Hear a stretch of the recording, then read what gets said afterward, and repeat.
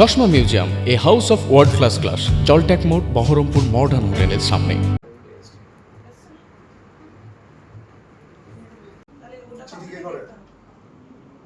চিঠি দেখুন স্থায়ী একদম, তারপর তো আর কাউন্টিং হলো 4 তারিখ, তারপর তো আর কিছু হয়নি। হ্যাঁ বলুন। রেজুলেশন তো আপনার কাছে আছে তাহলে? হ্যাঁ আমার এই অফিসে আছে, অফিসে থাকবে। ওটাই তো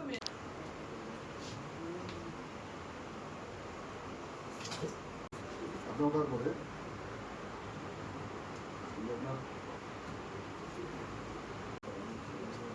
হ্যান্ড করা হচ্ছে না।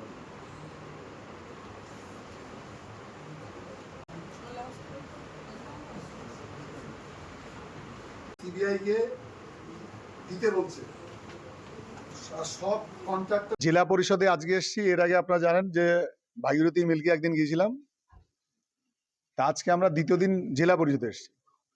কোথাও গিয়ে আমরা আমাদের কোনো প্রশ্ন কোনো কথা নিজের থেকে রাখিনি। প্রত্যেকটা জায়গার ক্ষেত্রে যেটা করেছি, আজকেও যেটা করেছি, প্রথমে ওনাদেরকে জেলা পরিষদ চালানোর ক্ষেত্রে ওনাদের সুবিধা অসুবিধা ভালো মন্দ জানার চেষ্টা করেছি। তারপর কথা প্রসঙ্গে ওনাদের কাছ থেকে যে গত বছরে যে অডিট রিপোর্ট সেটা জানতে চেয়েছি, তার আগের অডিট রিপোর্ট কি আছে কিনা জানতে চেয়েছি। কিন্তু সেটা জানতে গিয়ে দেখা গেল যে 2025-26-এর অডিট ওদের এখনো হয়নি। 24-25-এর অডিট হয়েছে কিন্তু ওদের কাছে রিপোর্ট নেই। 23-24-এর অডিটের রিপোর্ট আছে, কিন্তু ওখানে আমি একটা জিনিস অবাক হয়ে গেলাম। 23-24 সালে যে অডিট রিপোর্ট, সেই রিপোর্টে কোনো অডিটরের সই নেই, কোনো অডিটরের সিল নেই, কোনো এমন কোনো চিহ্ন ওখানে নেই যে ওটা 23-24 সালের অডিট রিপোর্ট। তো তার ফলে সেইটা কি আদৌ অডিট রিপোর্ট এবং সেটা কতটা অথেন্টিক, এই বিষয় নিয়ে আমি নিশ্চিত করে বলতে পারছি না।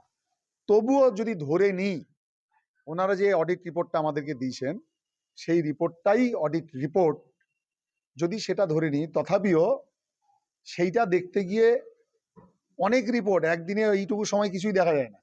তাতে করে আমাদের এখানে যথেষ্ট স্তম্ভিত হওয়ার মতো অনেক উপাদান রয়েছে। তার ছত্রে ছত্রে ভাগীরথী মিল্কের মতোই কোটি কোটি কোটি কোটি টাকার দুর্নীতির গন্ধ আছে। গন্ধ বলাটা বলে তো আমাদের সন্দেহ মনে হচ্ছে। অডিট রিপোর্টে জালিয়াতি হয়েছে, দুর্নীতি হয়েছে বলে পরিষ্কার করে মন্তব্য করা হয়েছে।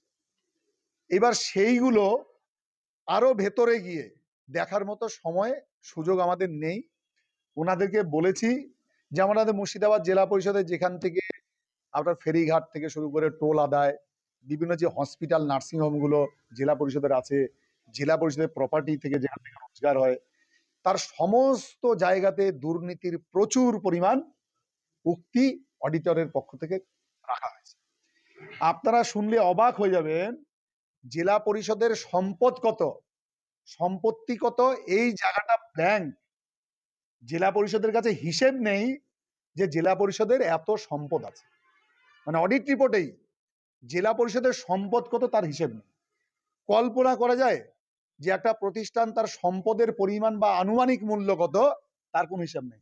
যদি এটাই যদি হয়, তাহলে জেলা পরিষদ যে কোনো একটা সম্পদ যদি কেউ বিক্রি করে দেয়, তা তো জেলা পরিষদ জানতেই পারবে না তার ছিল জেতা। যার সম্পদের হিসাব নেই তার চুরি গেলেও তার হিসাব থাকবে না। এইটা দেখতে হবে আমাদেরকে। এই সম্পদ নেই এই বিষয়টা কবে থেকে শুরু হয়েছে? প্রথম থেকেই সম্পদ নেই চলছে, না নির্দিষ্ট সময় থেকে শুরু হয়েছে সম্পদ নেই?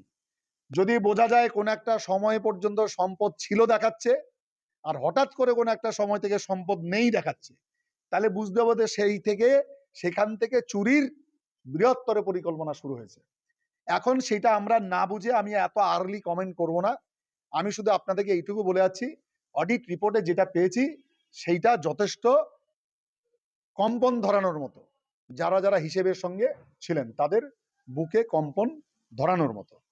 এখানে তো জেলা পরিষদের সভাধিপতিকে আমি খোঁজ করলাম, বলছে উনি আসেননি। আর সমস্ত কর্মাধ্যক্ষ শুনলাম এসেছিল, আবার বাড়ি চলে গেছে। তো আর বাকি অফিসাররা যারা তারা বসে আছে। এবার ওরা তো ওপরের যে আছে সে নাই, আজকে অফিসে আসেনি, এই বিভিন্ন রকমের বিষয় আসে। তারপর এগুলো দেখছি, আমি বুঝতেও পারছি যে ওদের গার্জিয়ান ফার্জিয়ান না থাকার বলে ওদেরকে খুব অসহায় লাগছে। সেই জন্য ওদেরকে তারিখ দিয়েছি, সামনের সপ্তাহে আমরা আসবো, গার্জিয়ানরা থাকবে, মাথা থেকে শুরু করে যারা যারা বিভিন্ন অঙ্গ প্রত্যঙ্গ আছে সবাই যাদেরকে লাগবে তাদের সবাইকে নিয়ে থাকবে, গোটা বডি। এবং সেদিন 3 বছরের যে অডিট রিপোর্ট ওনারা এই 1 সপ্তাহ কাল ওনারা নিজেদের মধ্যে অধ্যয়ন করে ওনারা রিপোর্ট সুন্দর করে পড়াশোনা করে এই রিপোর্ট রেডি করে আমরা যিনি আসবো আমাদেরকে ভালো করে বুঝিয়ে দেবেন যে আমাদের বুঝতে ভুল হয়েছিল সেদিন, কিন্তু সত্যিটা হচ্ছে এইটা। আর আমরা এটাও ভালো করে বলেছি যে আমরা হিসেবপত্র অত ভালো বুঝি না, তথাপি আমাদেরকে যদি বুঝিয়ে বলেন তাহলে আমরা বোঝার চেষ্টা করব। আর যদি ভালো করে আমাদেরকে বোঝাতে না পারেন তাহলে এইসব জিনিস নিয়ে যারা ভালো বুঝতে পারে, যারা ভালো বোঝাতে পারে তাদেরকে আমরা ডাকবো এরপরে। সেটা ওনাদেরকে বলেছি, দেখা যাক সামনের সপ্তাহে ওনারা আমাদেরকে কতটা বোঝাতে পারছেন। আপনারাও সেদিন জানতে পারবেন সেদিন কি হচ্ছে না হচ্ছে। আর ভাগীরথী মিলকেও আজকে আমাদের বলেছিলাম যে আজকে মঙ্গলবার যাব, তো ভাগীরথী মিলকেও দেখি ওরা কি করেছে এই 1 সপ্তাহ ধরে, সেটা আজকে ওখানে একবার গিয়ে দেখি ওরা কি